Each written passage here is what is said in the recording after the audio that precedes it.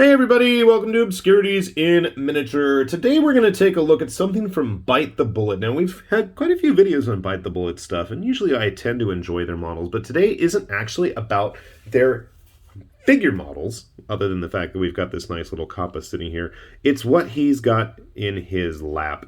He's got a nice looking bowl of slurpy noodles while he's munching on a cucumber roll there. I love this model. It was so absolutely unnecessary for me to print. And the fact that there's a frog and a lily pad sitting in his little water pot on top of his head, her head, I don't know. And the base as well was just a whole lot of fun. And again, that's not what this video is even about. What I wanted to point out was what came with this release. So Bite the Bullet every now and then, when they're not doing a themed month, have been releasing models for what they call their Bullet Town. And so it's been a lot of typical fantasy tropes done up in village style.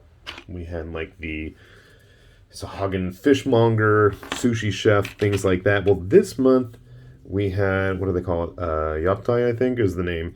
A Japanese noodle cart. Now, I'm not usually big on scenery, but when I saw this, I had to print it. I could not wait. So obviously you can see we've got the little cart here. And then we have a delicious assortment of foods sitting on the table. Now, I know that's quite rude to have your chopsticks sticking out of the bowl like that, but we'll forgive these uncouth fantasy villagers. We can see some steamed dumplings, like shumai or something. I don't know the Chinese names for any of this stuff.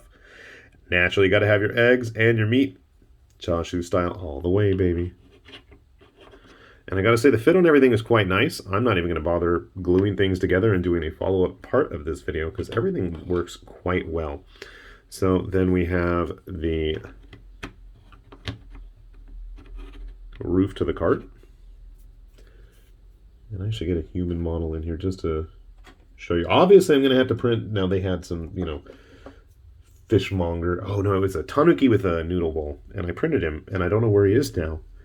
Here, we'll put some other models there just for scale purposes. And then on top of the roof, which is not on really straight. There we go.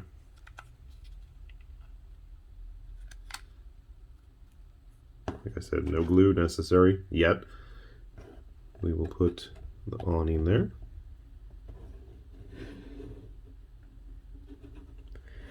And my original thinking for when I wanted to start printing this was, if you guys have heard me ramble before, Alternative Armies has a really nice rule set called Sengoku Monster Hunter. And I'll put a link down below for that too. Fun little game. And by little, I mean actually little. It's supposed to be at 15 millimeter, and it's got a little soba noodle merchant with a little cart.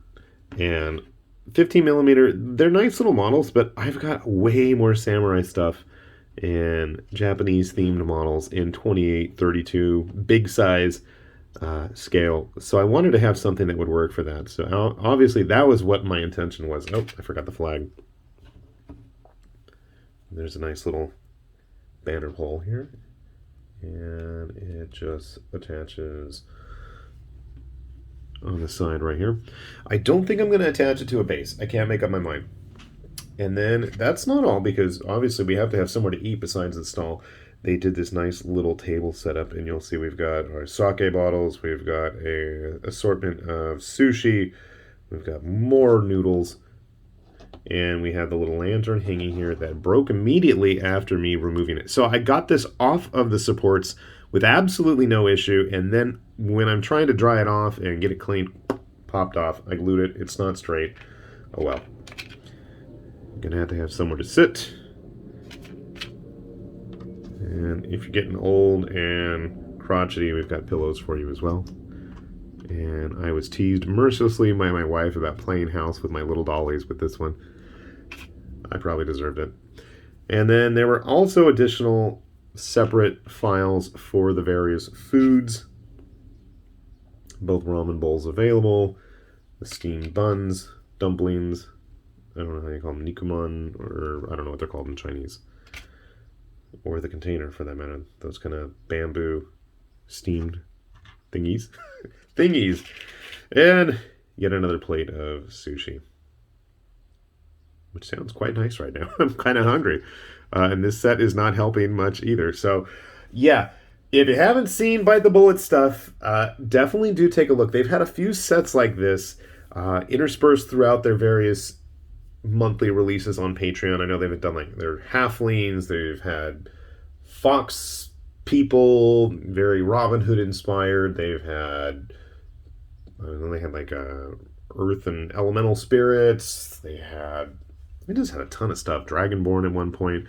I know I have a bakery set with a kind of baker plump lady. I don't think I ever talked about that plump, large models. But honestly, fun little set. If you're like me, looking for some nice Japanese scatter terrain scenery, they did a great set with this. All this stuff is on my mini factory. We'll put a link down to that below as well as their Patreon page so you guys can take a good long look at what they got out there. And hopefully they have some interesting models that get you happy and excited and wanting to paint just as much as they have for me. So, with that said, as I swallow there, this has been High Lord Tamerlane with Obscurities and Miniatures, saying thanks for watching, and we will see you back here soon. Bye-bye!